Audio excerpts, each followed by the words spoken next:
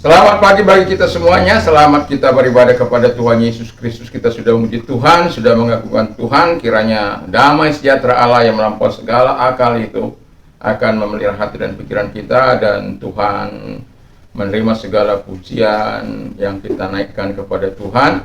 Dan pada saat ini kita akan mendengarkan firman Allah. Saya menyapa dulu kita yang ada di luar sana. Salam Indonesia, salam Nusantara, dari Sabang sampai Merauke, dari Miangas sampai Pulau Rote. Mantaplah iman kita, mantaplah kasih kita, mantaplah pengharapan kita, tentunya dalam Yesus Kristus yang menjadi Tuhan dan Juru Selamat kita dan Juru Selamat dunia.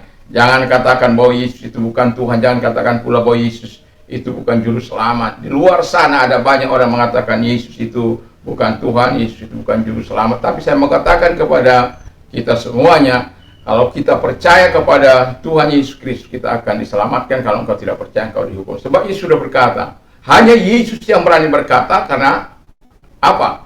Dia sudah berasal dari sana, dan dia sudah kembali ke sana, dan kemudian dia akan kembali lagi ke bumi ini untuk menjemput orang-orang pilihannya, orang-orang yang percaya kepada dia untuk masuk ke surganya. Jadi demikian juga firman Allah berkata, karena begitu besar kasih Allah akan dunia ini sehingga ia mengaruniakan anaknya yang tunggal, supaya setiap orang percaya kepadanya tidak binasa, melainkan beroleh hidup yang kekal. Puji nama Tuhan. Di pagi ini sebelumnya mari kita berdoa. Kita berdoa dulu. Terima kasih, kiranya damai daripada Tuhan menguasai kami, dan kami siap membuka hati kami bagi firman-Mu, baik itu merupakan teguran, nasihat, dan peneguhan dan lain sebagainya, janji, sehingga kami dapat menerapkan, mengaplikasikan di dalam kehidupan kami sehari-hari.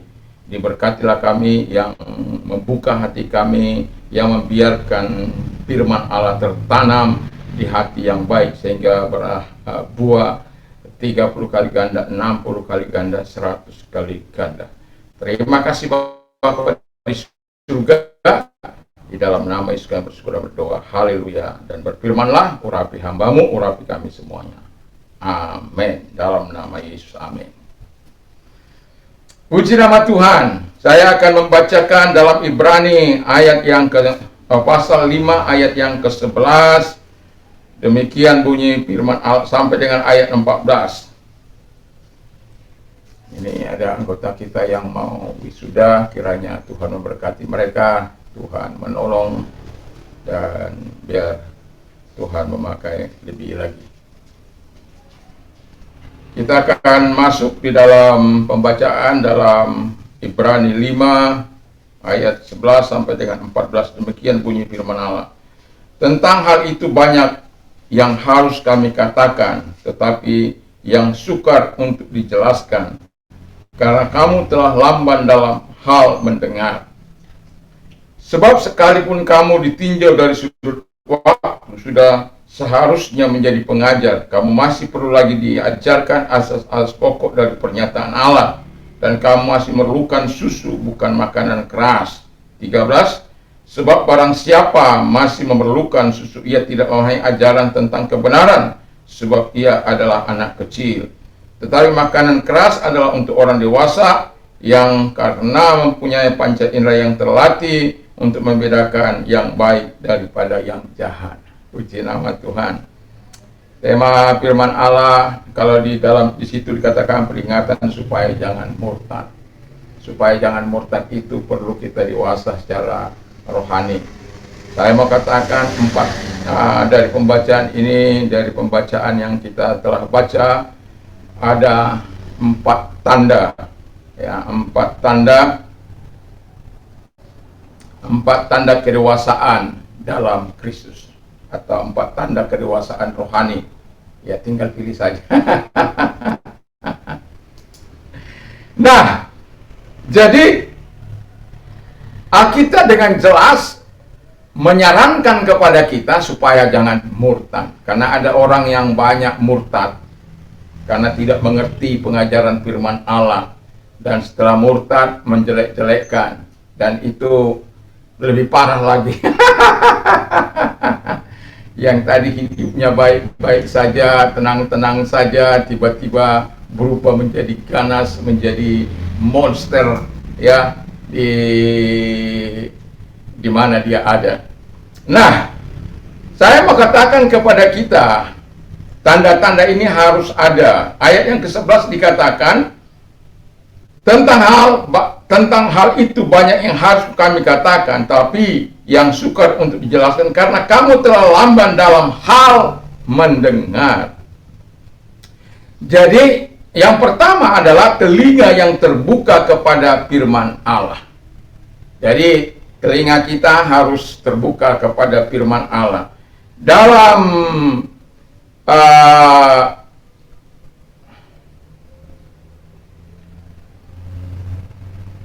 Yakobus di sana dikatakan, hendaklah kamu cepat untuk mendengar, lambat untuk berkata-kata, dan juga lambat untuk marah.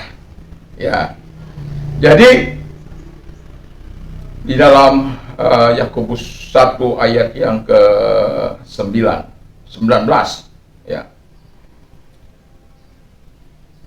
Kita tahu Roma juga mengatakan, Roma 1 ayat 17, iman timbul dari pendengar.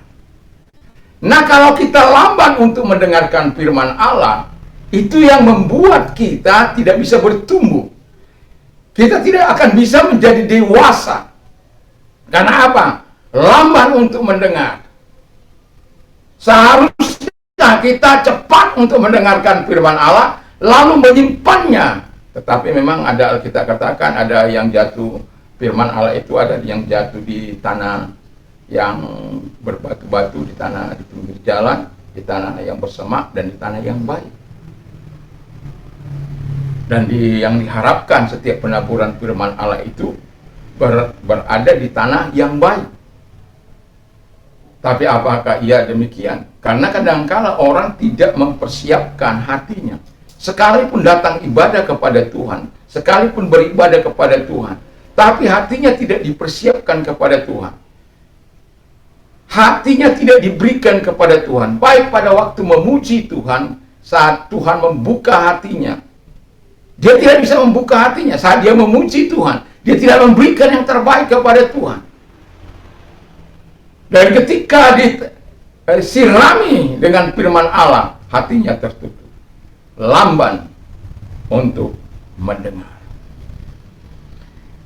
Dan kita tahu bahwa Yeremia 23 ayat 29 dikatakan di sana, is not my word, is not my word like fire. Ya. Bukankah firmanku itu bagaikan api, declares the Lord. Demikian firman Allah. Lalu like hammer, jadi seperti kodam, seperti palu. Ya, to break, apa yang diberikannya? Rock, batu, to pieces, jadi berkeping-keping. Jadi batu yang sekeras apapun digodam itu akan hancur. Itu sebabnya ketika hati kita mengeras, hati kita mulai membeku, hati kita mulai membeku dalam perapian, wah itu harus berhati-hati. Ini akan bisa menuntun orang kepada kemurtatan. Sama seperti si yang menjual Tuhan Yesus, Yudas Iskariot, dengan 30 keping perak.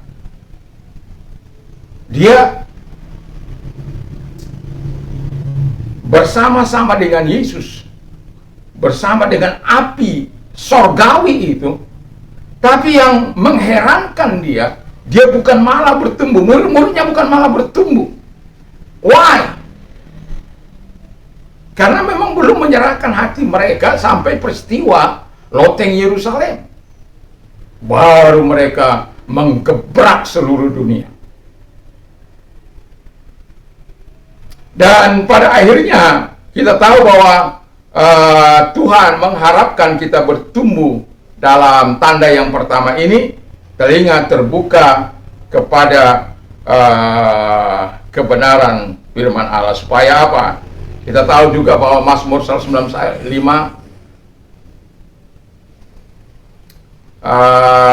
Your word is a lamp unto my feet and a light for my path. Jadi firman-Mu adalah pelita bagi kakiku, terang bagi jalanku. Di hutan jungle yang penuh dengan kegelapan ini, hutan kegelapan ini, di mana kita ada hidup di situ, kita memerlukan pelita, kita memerlukan terang ilahi itu untuk kita bisa berjalan dalam kegelapan ini tanpa tersandung kepada hal-hal yang tidak menyenangkan hati Tuhan. Lalu kita tahu juga dalam 2 Timotius 3 ayat yang ke-16, 17 di sana dikatakan, all scripture is given by inspiration of God, and is profitable for doctrine, for reproof, for correction, for instruction, that the man of God may be complete, thoroughly equipped for every good work. Jadi bahwa firman itu, kita tahu kalau firman itu menguasai hati kita, dia melakukan sesuatu yang baik, dia akan memberikan manfaat, dia akan menyatakan kesalahan, dia akan memperbaiki kelakuan, dia bermanfaat untuk mengajar kita. Wow, itu sesuatu yang luar biasa. Jadi ia mendidik kita dalam kebenaran. Nah, jadi kalau kebenaran firman Allah itu ada dalam hidup kita, kita sebenarnya sangatlah beruntung. Dan karena firman Allah, that the man of God, ayat 17-nya, that the man of God may be complete, supaya manusia Tuhan itu, manusia ilahi itu menjadi sempurna. Apa? Thoroughly equipped, supaya dengan sungguh-sungguh diperlengkapi untuk setiap pekerjaan yang baik. Jadi kalau firman Allah itu menguasai hati dan pikiran kita, maka dia akan menuntun kita melakukan hal-hal yang baik, pekerjaan-pekerjaan yang baik. Tanda yang kedua, dikatakan oleh firman Allah, cakap untuk mengajar. Tolong salah seorang membacakan 2 Timotius 2 ayat kedua dan 24.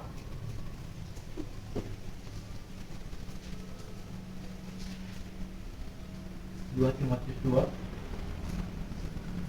Timotius 2 ayat 2 dan 24. 2 Timotius 2 ayat 2. Apa yang telah engkau dengar daripadaku di hadapan banyak saksi, percayakanlah itu kepada orang-orang yang dapat dipercayai, yang juga cakap mengajar orang lain. Ayat 24. Sedangkan seorang hamba Tuhan tidak boleh bertengkar, tetapi harus ramah terhadap semua orang. Ia harus cakap mengajar, sabar. Nah, saya bacakan dulu ayat 12-nya dari pasal 5, Ibrani 5 ayat 12. Sebab sekalipun kamu ditinjau dari sudut waktu, sudah seharusnya menjadi pengajar, kamu masih perlu lagi diajarkan asas pokok dari pernyataan Allah, dan kamu masih memerlukan susu, bukan makanan keras. Jadi nggak mungkin anak-anak rohani akan mengajar, tidak mungkin. Tapi Alkitab mengatakan dengan jelas bahwa kita harus cakap mengajar. Kenapa? Itu sebabnya proses waktu yang kita alami dalam kehidupan kita bukan membuat kita semakin bantu.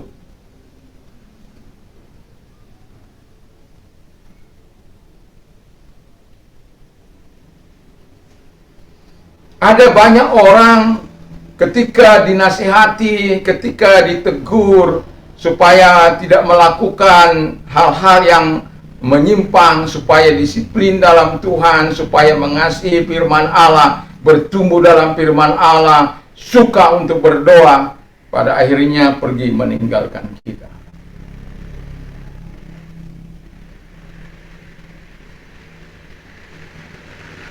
Karena merasa, buat apa engkau campuri urusan rumahku? Buat apa engkau urusi pribadiku?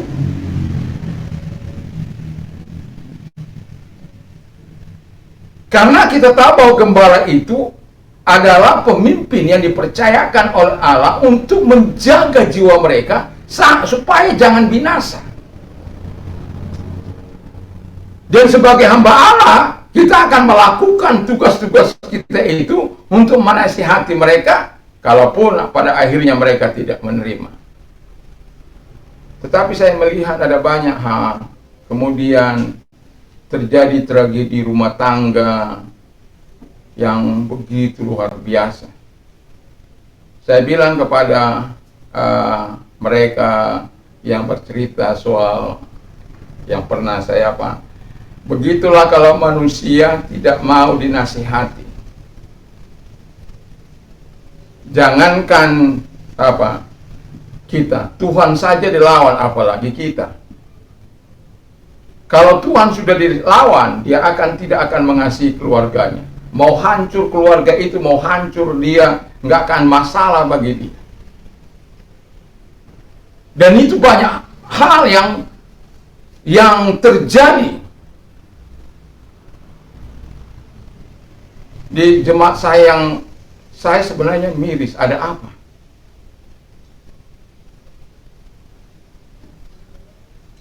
Tidak satu dua keluarga yang ketika dinasehati minggir. Jangan kawin lagi, kawin lagi.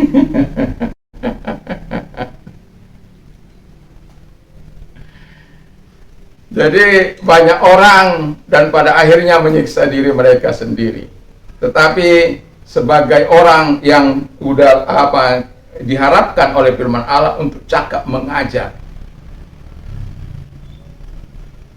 Artinya proses waktu yang kita alami bersama dengan Tuhan bukan membuat kita bantut. Kalau bantut itu kan tidak bertumbuh. Kalau juga orang-orang yang suka pindah gereja sana, gereja sini, masalah di sini dia pindah ke sana, masalah ke sana dia pindah ke sini. Saya sering bilang kalau kau datang ke tempat saya membuat gereja ini tidak sempurna. Nanti tunggu Tuhan Yesus turun menjadi gembala baru gereja itu sempurna.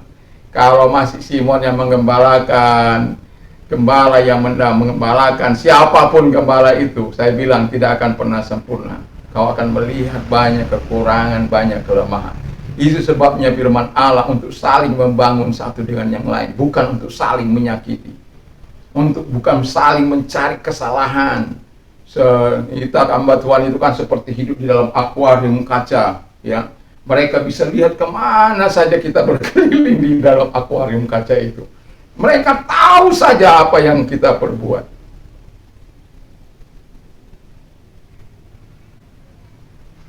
Cakap untuk mengajar.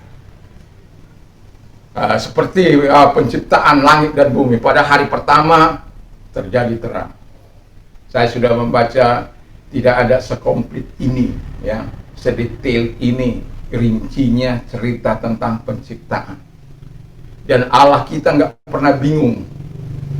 Ketika dimanapun dia bercerita, hari pertama itu tetaplah terang, menciptakan terang dan memisahkan terang dan kegelapan itu. Lalu kemudian hari kedua dikatakan menciptakan cakrawala dan air. Jadi ada pemisah antara cakrawala dan air. Lalu hari ketiga ada penciptaan matahari, moon, bulan, dan star, bintang. Untuk mengatur waktu, ya, hari, jam, dan lain sebagainya. Itu hari ketiga. Hari ketiga itu sudah, ya, sea, land, and herb. Jadi hari ketiga itu tumbuh-tumbuhan, lautan, land, daratan, dan herb, tumbuh-tumbuhan. Lalu hari keempat sun, moon, and star, matahari, bulan, dan bintang. Hari kelima fish and bird. Jadi hari kelima itu dia menciptakan segala binatang yang berenang itu, ikan dan burung-burung di udara. Hari keenam itu dia menciptakan animal. Jadi dia binatang-binatang, baik yang melata, baik yang berkeriap dan lain sebagainya, dan manusia. Baru hari ketujuh dia beristirahat. Yang mau saya katakan di sini adalah bahwa tidak ada serinci ini dalam kisah penciptaan. Cari saja. Kalau Anda sudah pernah membaca kitab-kitab yang lain, Anda akan menemukan tidak ada serinci apa yang kita punya.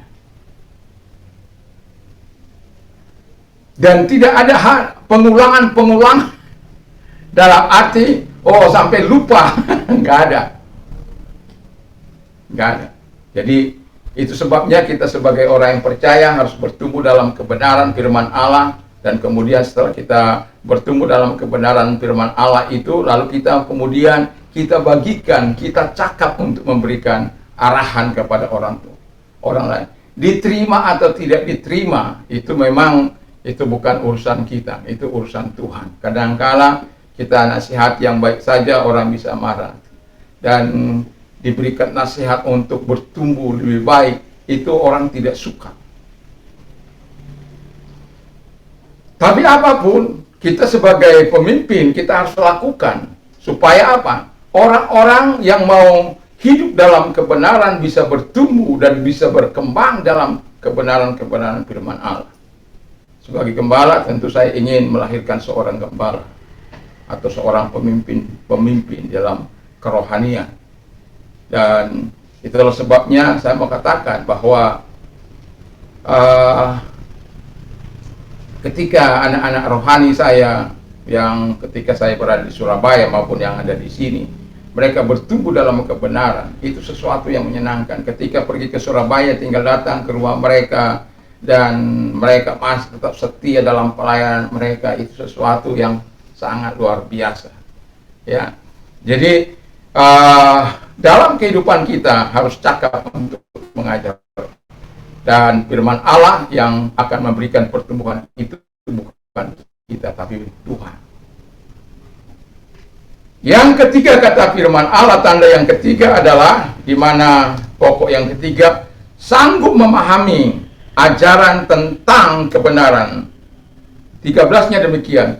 Sebab barang siapa masih memerlukan susu, ia tidak memahami ajaran tentang kebenaran, sebab ia adalah anak kecil. Jadi kalau orang memahami ajaran kebenaran, yang suka ngambil itu kan anak-anak. Jadi kalau orang yang sudah mengerti kebenaran, kalau dia memang salah, dia akan sadar. Bukan tambah marah, tapi dia betul-betul sadar karena dia bukan diajar untuk lebih jahat, tapi diajar untuk melakukan apa yang dikehendaki oleh kebenaran itu. Kita tidak pernah mengajar orang untuk melakukan kejahatan, kita tidak pernah melakukan nasihat-nasihat yang menyesatkan orang, tetapi kita justru menasihati orang untuk bertumbuh dalam iman mereka, untuk cakap dalam pengajaran mereka, dan untuk terus bertumbuh dalam kebenaran-kebenaran itu. Karena dengan demikian, mereka akan mengalami masa yang indah dalam kehidupan mereka. Dan kita tahu anak kecil tidak pernah akan bisa mengajar, ya, karena bagaimana dia dapat mengerti prinsip-prinsip kehidupan. Dan kalaupun ada orang mungkin spesial, orang yang spesial yang Tuhan anugerahkan kemampuan bisa ngajar, tetapi bagaimana penerapannya? Ya, apakah betul-betul dia sudah bisa dalam penerapan yang sesungguhnya? Saya pikir anak-anak masih labil, ya. Dan kalau mungkin bisa mengajar mungkin masih, tapi firman Allah katakan dari mulut bayi-bayi. Tetapi dalam penerapannya, apakah betul-betul bisa menyatakan bukti-bukti dari apa yang diajarkannya itu? Jadi, coba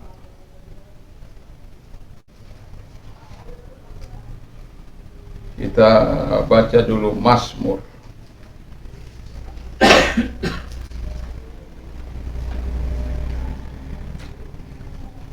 Mazmur 119 ayat 30.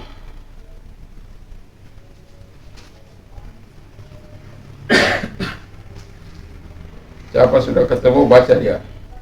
Mazmur 119 ayat 30. Aku telah memilih jalan kebenaran, telah menempatkan hukum-hukummu di hadapanku. Iya, demikian bunyi firman Allah. Aku telah memilih jalan kebenaran. Haleluya. Jadi kita ini harus memilih jalan kebenaran itu. Kita tidak boleh menyimpang dari jalan kebenaran itu.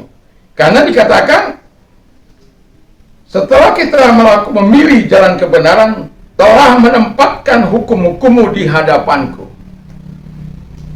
Jadi, orang-orang yang hidup dalam kebenaran, orang-orang yang betul-betul hidup dalam kebenaran, kita tahu kebenaran itu akan adalah firman. Firman itu adalah Yesus Kristus sendiri. Dalam Yeremia, dalam Yohanes 17 ayat 17 itu.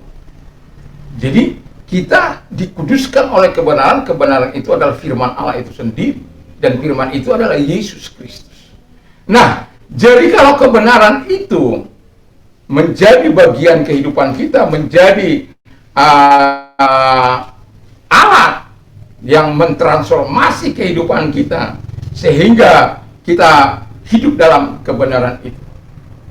Dari firman Allah yang sudah kita dengar, kita tanamkan dalam hati kita, yang tadi saya ingatkan kepada kita bahwa firman Allah, segala tulisan yang diilhamkan oleh Allah bermanfaat untuk mengajar, menyatakan kesalahan, memperbaiki kelakuan, dan mendidik orang dalam kebenaran, supaya manusia ilahi itu diperlengkapi dengan segala perbuatan-perbuatan yang baik. Jadi kalau firman itu telah mengubah kehidupan kita, kita akan mengarah kepada apa yang dikehendaki Allah, bukan mengarah kepada apa yang tidak dikehendaki oleh Tuhan. Bayangkan kalau orang yang mengerti kebenaran, katanya mengerti kebenaran, tapi pindah gereja ke sana, pindah gereja ke sini. Bayangkan kalau orang yang mengerti kebenaran firman Allah, tapi tipu sana, tipu sini. Nggak menjaga hukum-hukum Allah. Nggak menjaga kebenaran firman Allah itu yang seharusnya iya di atas ya. Let your yes be yes and your no be no. Mazmur 5 ayat 37. Whatever is more than this is from the evil one. Jadi kalau ya katakan ya, kalau tidak katakan tidak. Apa yang lebih daripada itu berasal dari si jahat. Kebenaran harus mendapatkan tempat di hati kita. Itu sebabnya pemazmur mengatakan, I have chosen your truth. Aku telah memilih jalan kebenaran itu.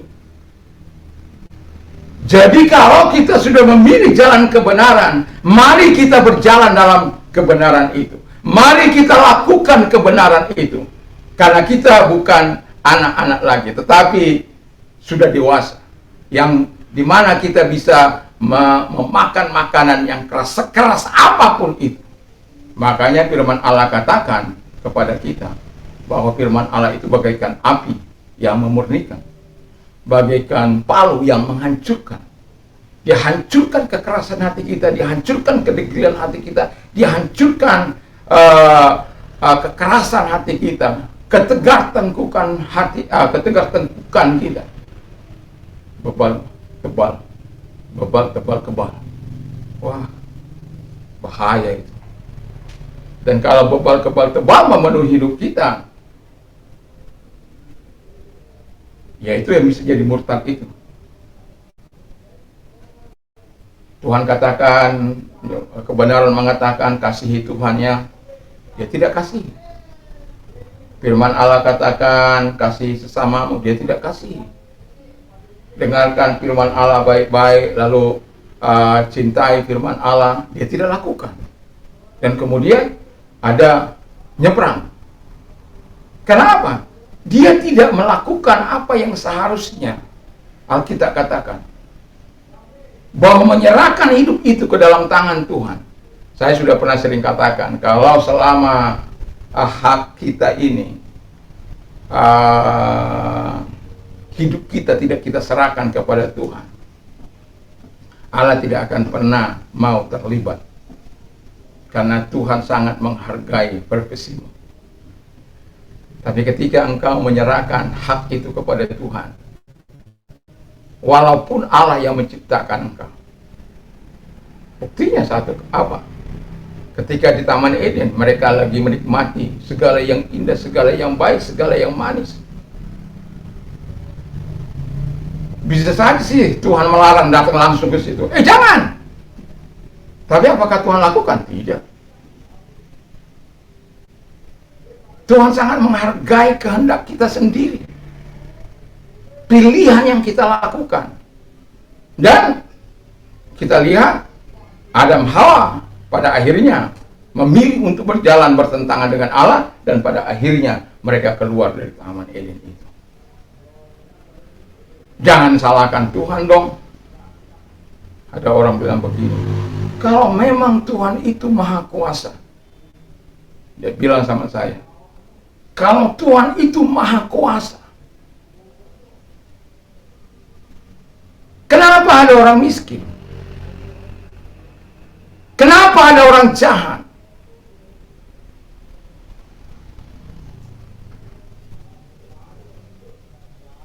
Kenapa nggak dibalikkan aja hatinya? Supaya jangan jahat. Kenapa nggak diberkati saja supaya jangan miskin?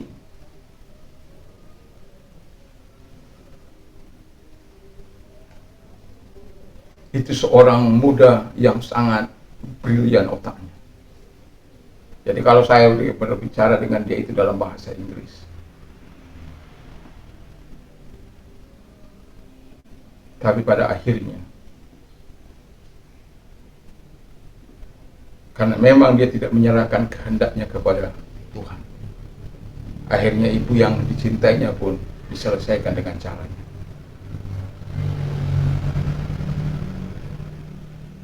Meheng. Kita sudah berulang-ulang katakan baik kepada Tuhan, baik kepada Allah. Justru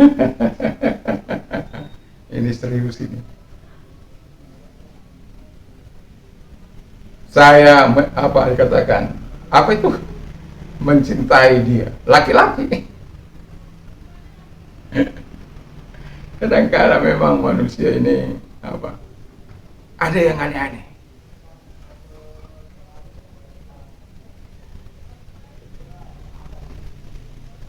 Tapi saya mau katakan kepada kita supaya kita berjalan di dalam kebenaran. Karena itu penting. Mari kita berkata, I have chosen the way of truth. Aku telah memilih kebenaran itu. Dan kalau kita sudah memilih, mari kita hidup di dalamnya. Berarti ketika kita sanggup memahami ajaran-ajaran kebenaran, maka kita tidak lagi hidup dalam dosa, kita tidak lagi hidup dalam penipuan, kita tidak lagi hidup dalam budak dosa, kita tidak lagi hidup dalam keinginan daging kita, keangkuhan kita tidak lagi hidup menurut kemauan kita, menurut kehendak kita, tapi semua menurut kepada kehendak Allah dan keinginan Allah. Karena kita mengerti, memahami ajaran-ajaran kebenaran itu, di mana kebenaran tidak akan pernah bertentangan dengan kehendak Dia. Kebenaran tidak akan pernah keluar dari sisi Allah. Dan kebenaran itu terus akan berpihak kepada Allah. Jadi kalau kita katakan kita orang benar, tetapi kita melakukan caci maki terus menerus keluar dari mulut kita, itu sebabnya beberapa hari yang lalu saya mengatakan bahwa ketika kita memberikan hati kita dalam peribadatan kita kepada Tuhan, maka Allah tidak melihat di mana kita beribadah, di tempat mentereng atau apakah. Dia tidak melihat tempat itu, tetapi Dia melihat sampai sejauh mana engkau menyerahkan hatimu, menyembah Tuhan, memuliakan Tuhan, apakah di dalam terang dan kehendaknya. Karena ada banyak orang tidak melakukan itu. Mereka datang supaya dilihat orang, mereka datang supaya mereka bisa pamer harta mereka, mereka datang dengan motif-motif yang tidak kudus, mereka datang bukan untuk mempermuliakan diri, diri Tuhan, tetapi mempermuliakan diri mereka. Nah, kalau kita cakap mengajar, kita memahami prinsip-prinsip kebenaran, berarti kita sudah masuk dalam pertumbuhan rohani. Yang keempat, ayat yang ke-14 dikatakan terakhir. Tetapi makanan keras adalah untuk orang dewasa yang karena mempunyai panca indera yang terlatih untuk membedakan yang baik daripada yang jahat. Mata kita saja panca indera ini, kalau itu nggak baik, itu jahat.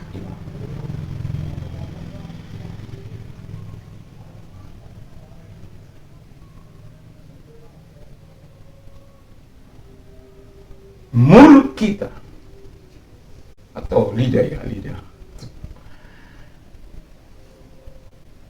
Jadi panca indera kita ini terlatih untuk membedakan apakah ini berasal dari jahat atau tidak.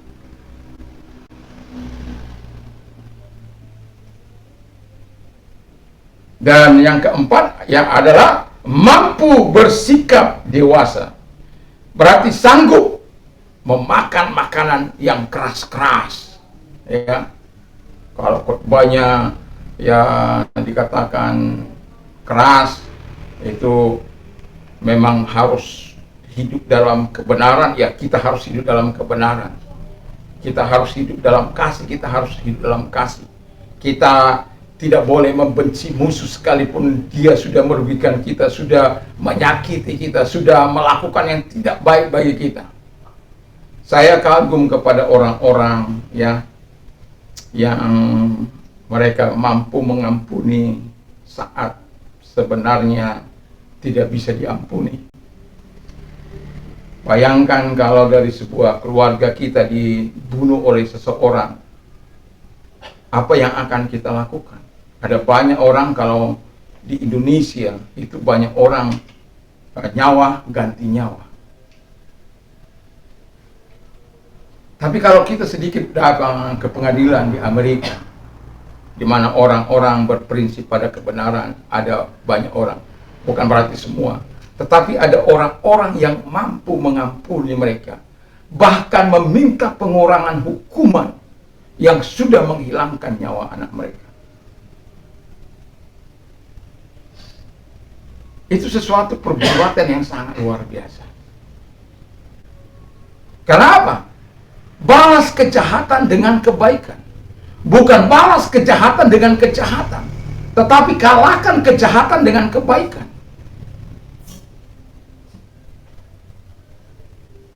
Itu berarti kita mampu bersikap dewasa. Orang yang mampu bersikap dewasa, dia akan berpandangan kepada apa yang dia anggap Tuhan Yesus itu benar. Apa yang diperintahkan oleh Yesus, itulah yang dilakukan.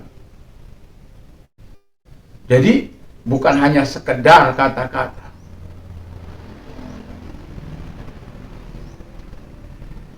Saya banyak kali ditipu orang. Apakah saya membenci orang tersebut? Tidak. Diperlakukan, difitnah orang, apakah saya membenci orang tersebut? Tidak.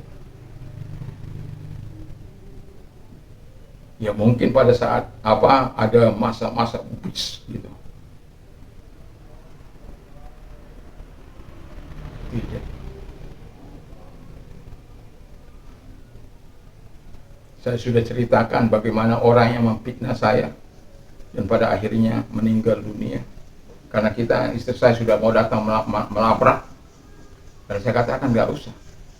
Tuhan punya cara untuk membalas.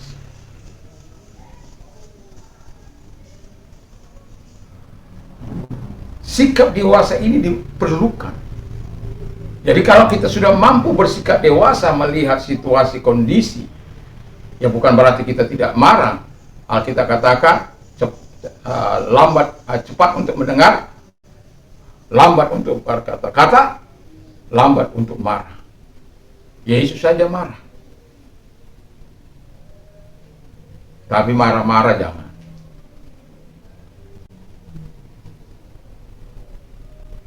Coba kalau dalam satu keluarga, yaitu tiap hari ada pertengkaran, perselisihan, Kira-kira yang memimpin rumah tangga itu Tuhan apa setan?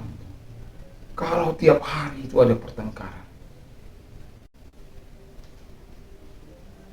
Saya sering katakan kepada istri saya, satu bulan saja kita bertengkar, bertengkar satu kali saja, itu sebenarnya sudah ada masalah.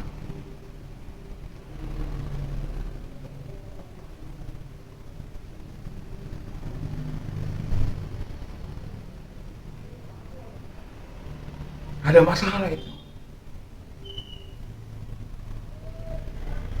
Masalahnya apa? Penundukan kepada Tuhan tidak ada. Dan itu sebabnya saya katakan kepada apalagi keluarga yang tiap hari, seminggu sekali saja sudah warning, apalagi setiap hari. Saya pernah, ini orang yang tidak dewasa. Jadi satu kali saya mau besuk, rupanya lagi sedang perang Malvinas dan Inggris. Lalu kemudian saling caci maki istri suami. Lalu kemudian perang ya. Karena kita sudah datang dari di situ, nggak mungkin kita biarkan itu terus pertengkaran kan. Terus kita ketuk. Tiba-tiba sepi diintip. Ma, Pak Pendeta dah.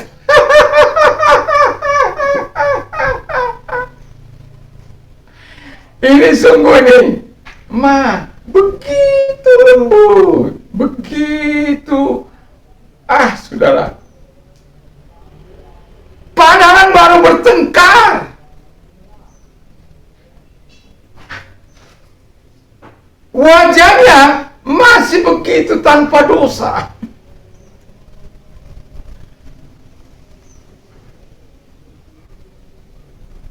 Aduh, kalau begitu hidup manusia,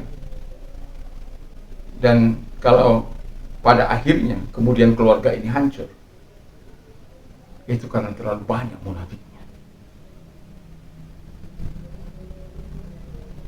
Padahal saya sudah berupaya untuk selalu melibatkan dia di dalam pelayanan. Saya bawa ke Jakarta, saya bawa ke Bali ketika saya melayani. Kemana dia selalu ada. Tapi nggak sanggup menyelamatkan.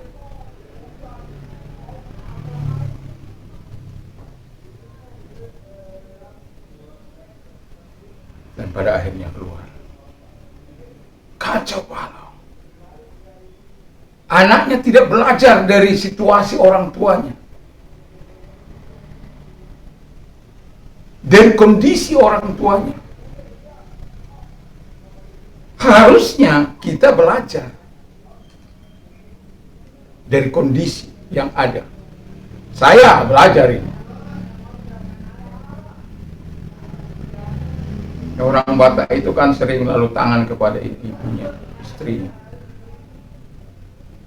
Saya tidak ingin mengungkit-ungkit masalah orang tua saya, tidak. Tapi saya ini hanya sekedar mau mengatakan kepada kita, walaupun pada akhirnya orang tua saya itu bertobat dan menerima Yesus, dan kematiannya sungguh sangat luar biasa. Dan dia tahu orang ayah malaikat yang menjemput dia. Tapi saya mau katakan, ketika dia masih dalam kedagingannya, belum melepaskan ilmu-ilmunya, saya seringkali katakan, kalau Bapak keluarkan ilmu itu dari tubuhnya Bapak tidak akan lama meninggal dunia. Tapi harus dikeluarkan itu. Tapi saya bilang, kalau Bapak tidak mengeluarkan ilmu itu, saya sudah minta sama Tuhan supaya jangan Tuhan cabut nyawa.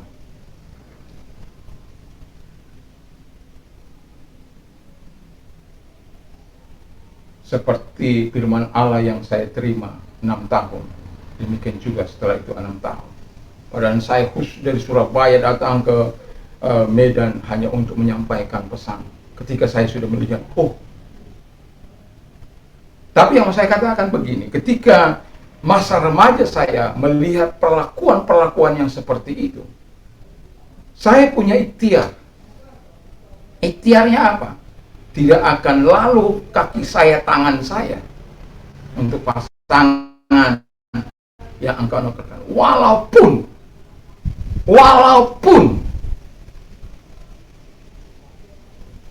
seringkali saya lihat seperti itu. Dan itu sebabnya kalau ada orang-orang seperti itu, baik di lingkungan saya akan saya lapor itu. Dan saya berpuji Tuhan. Kalau teman sepewaris kerajaan Allah itu, apalagi kita orang percaya, sampai lalu tangan, mulut, tendang menendang, wah, saya tidak bisa bayangkan itu.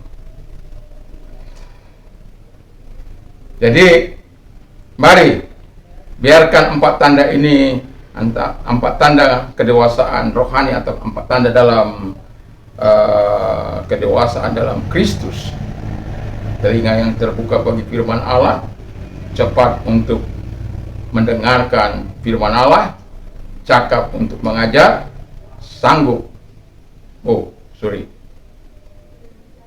Telinga yang terbuka kepada firman Allah, lalu kemudian cakap untuk mengajar, sanggup memahami ajaran tentang kebenaran, dan mampu bersikap dewasa, sehingga tahu melakukan mana yang baik, mana yang tidak baik, mana yang menyenangkan hati Tuhan, mana yang tidak menyenangkan hati Tuhan. Kita betul-betul, karena apa? Tadi pagi saya bercerita soal manfaat kedewasaan rohani, soal nanti sore, pagi tadi saya sudah sampaikan bagaimana Benyamin itu yang sungguh menjadi kekasih Allah karena betul-betul dia bertumbuh di dalam kebenaran, walaupun dia tidak dibesarkan ibu kandungnya, tetapi dia betul-betul ketika dia dilahirkan dia meninggal, ibunya meninggal dunia, Rahel itu. Tetapi yang mau saya katakan, dia sangat mengenal Allahnya dan mengasihi Allahnya. Dan karena dia mengenal Allah dan mengasihi Allahnya, dia bertumbuh dalam kedewasaan, kalau kita sekarang ini dalam kedewasaan rohani. Dan saya melihat dan membaca dalam Alkitab, dalam 1 Tawarik 7 ayat 6 dan 12 itu, bagaimana generasi dari si Benyamin, ya, itu anak cucunya menjadi hebat-hebat semua. Yusuf nanti sore itu yang berkenan kepada Allah, bagaimana generasinya diberkati oleh Tuhan, walaupun yang besar lebih bawah daripada adiknya, artinya adiknya lebih daripada kakaknya, tapi dibuat Tuhan hebat-hebat.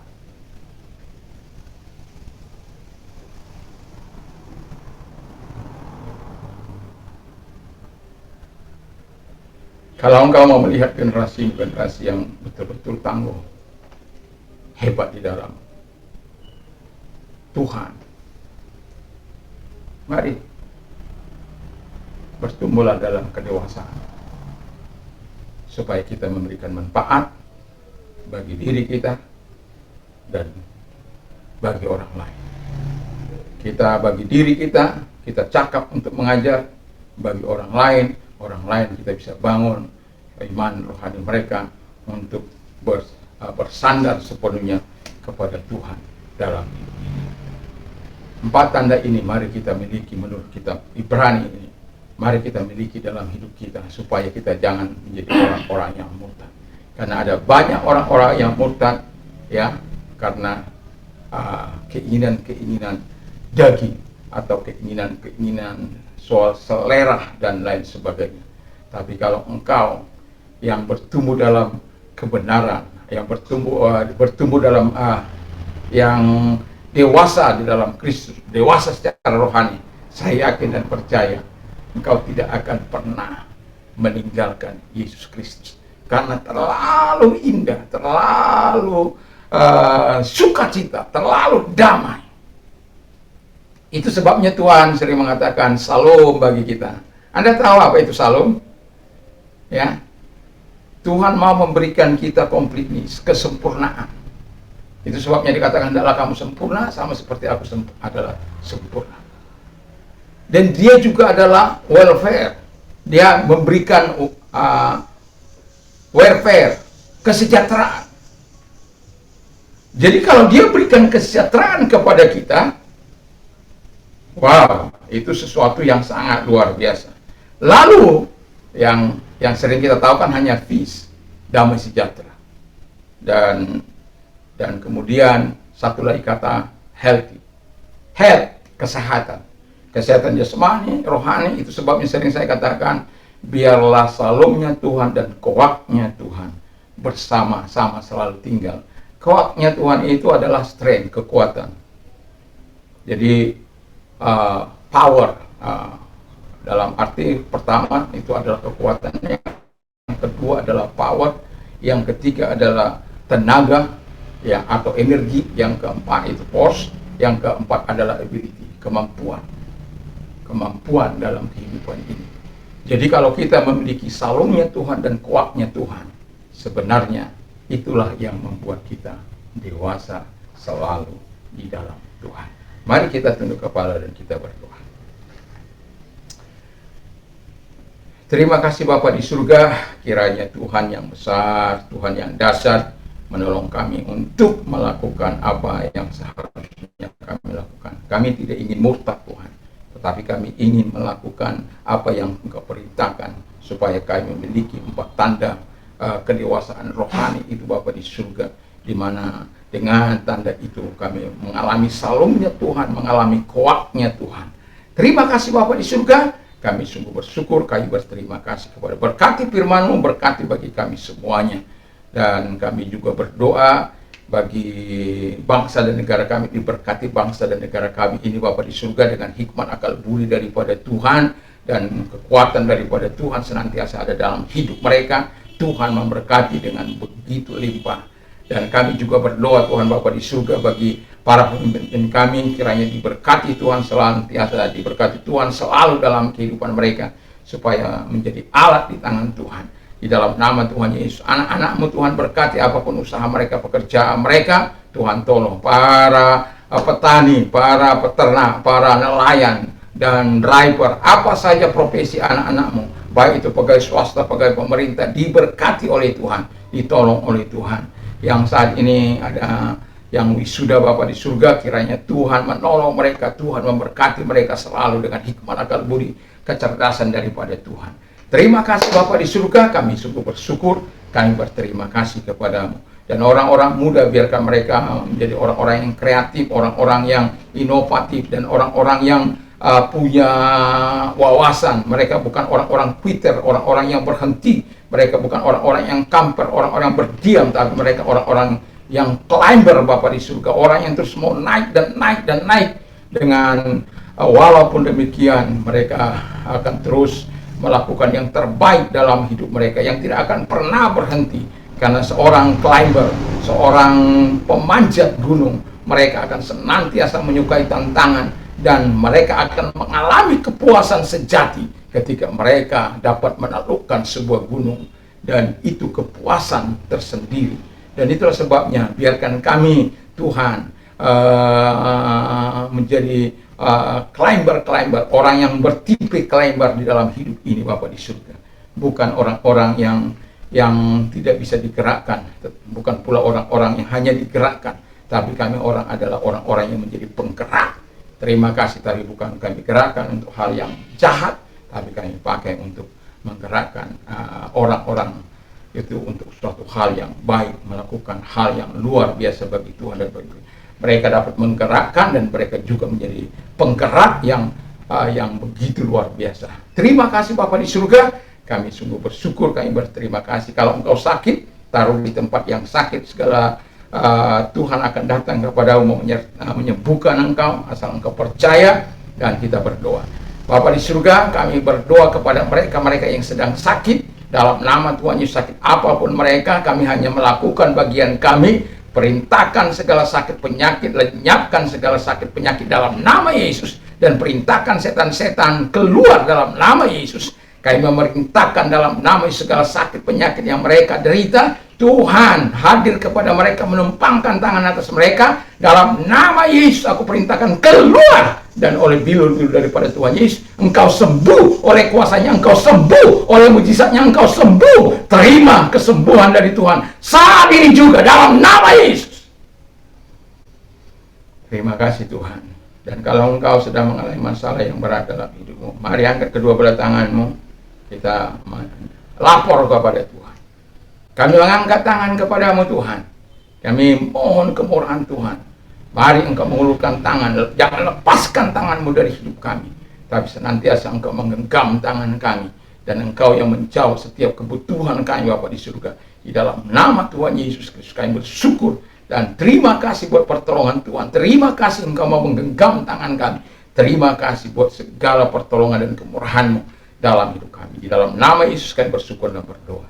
Sekarang pulanglah dengan membawa damai sejahtera daripada Tuhan Yesus Kristus, kecintaan Allah Bapa dalam surga, persekutuan kuat kuasa Roh Kudus menyertai kita sampai Maranatha dalam nama Yesus. Haleluya.